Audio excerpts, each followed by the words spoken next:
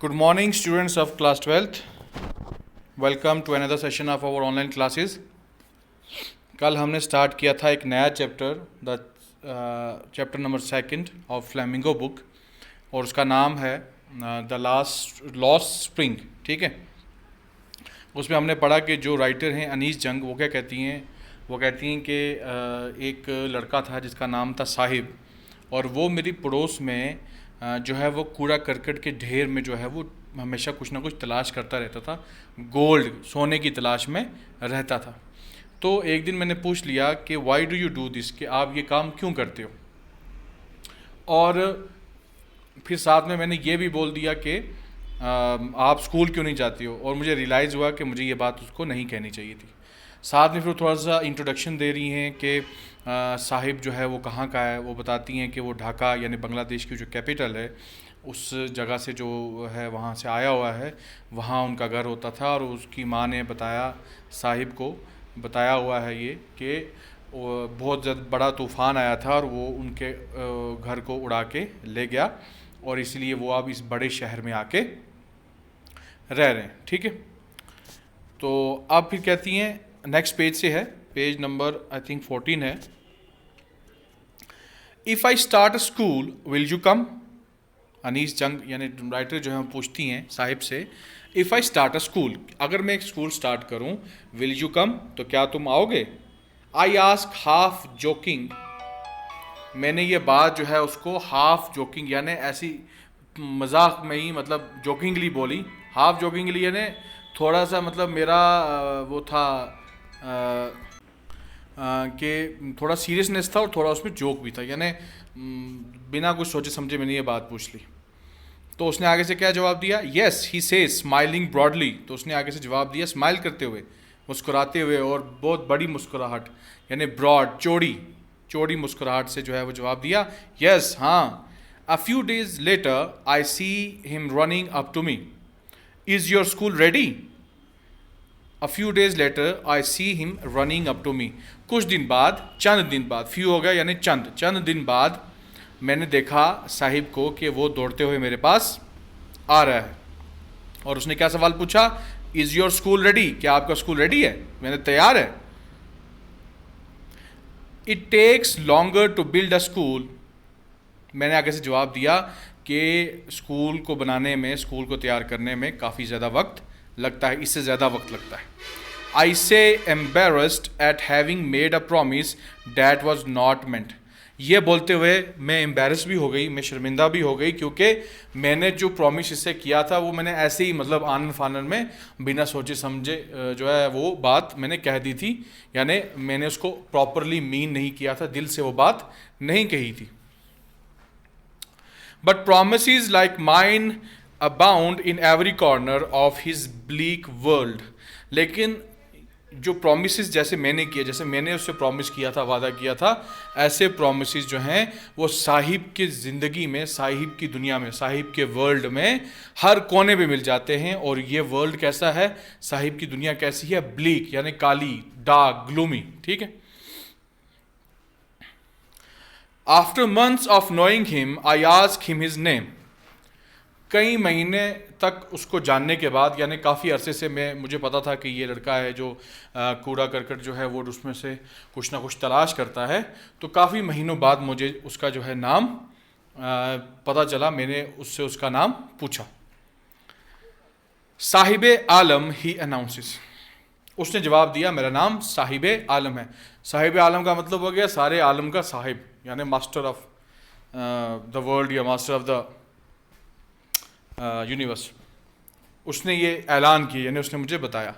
He does not know what it means, लेकिन साहिब को उसके नाम का मतलब नहीं पता. If he new it's meaning, Lord of the universe, he would have a hard time believing it.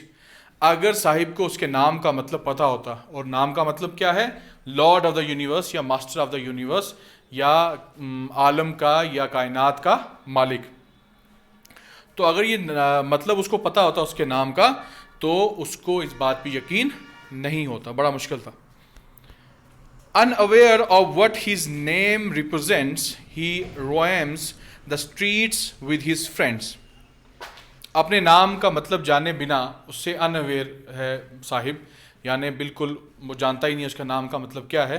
और अपने नाम को जाने बिना वो क्या करता है, वो रोएम करता है, यानी घूमता है, इधर उधर घूमता रहता है गलियों में अपने दोस्तों के साथ। An army of bear foot boys who appear like the morning birds and disappear at noon. और उसके दोस्त कौन से हैं, एक आर्मी है पूरी, यानी इतना बड़ा झुंड है, लड़के ही लड़के हैं उसमें, लड़कियां भी हो सकती हैं लेकिन ज़्यादातर क्या हैं, लड़के हैं, और वो भी बेयर फुट। बेयर फुट का मतलब होता है नंगे पाँव।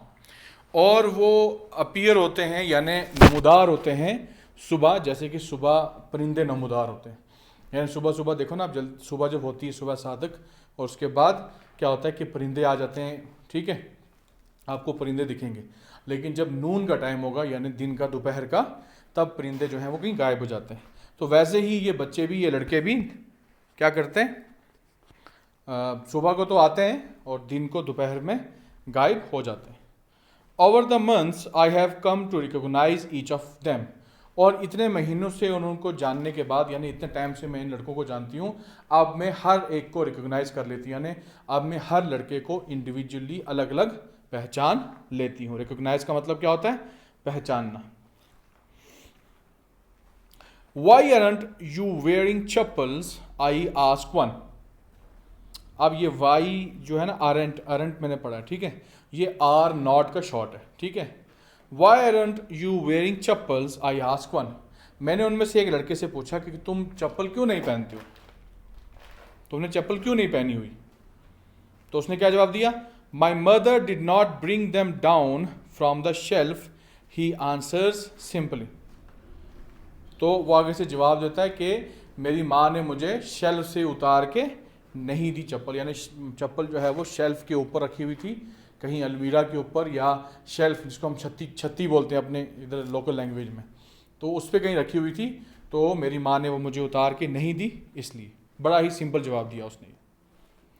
Even if she did, he will throw them off, adds another who is wearing shoes that do not match.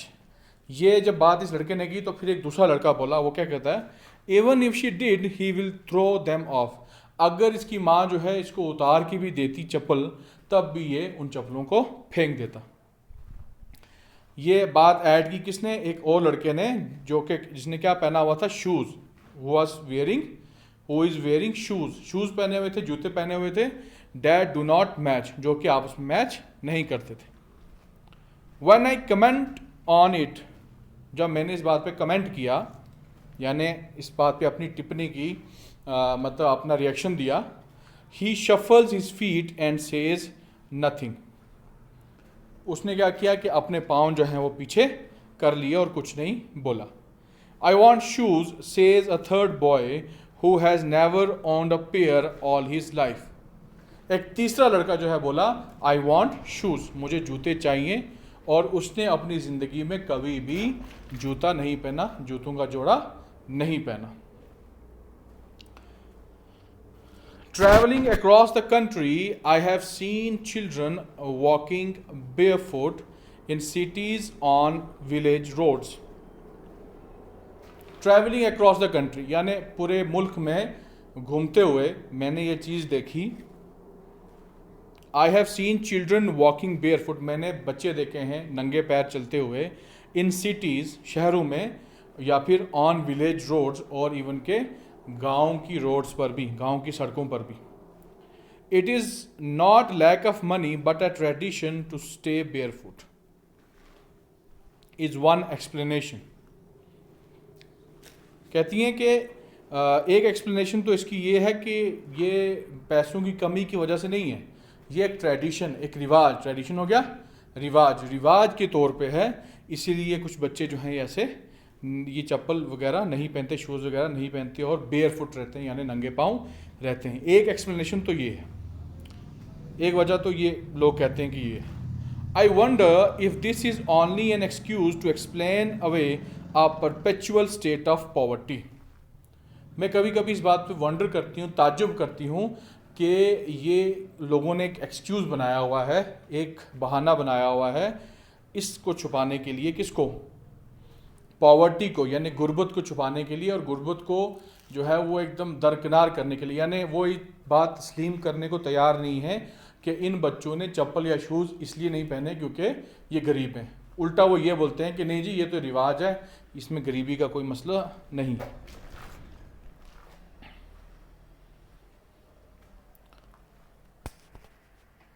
आज हम यहीं तक रखते हैं, ठीक है। कल इंशाल्लाह आई होप आपने इंजॉय किया होगा ये लेसन, और I want you to read both of this pages, एक पेज जो हमने कल किया और एक पेज जो आज हमने किया, इन दोनों पेजेस को पढ़ के जो है अगर कोई प्रॉब्लम आती है तो वो आप मुझसे पूछ सकते हैं, और कोशिश करें इसको एक बार रीड करने की, इस चैप्टर को, ख़ास करके ये 2 पेजेस को, ठीक है। आज के लिए इतना ही, अल्लाह हाफिज़।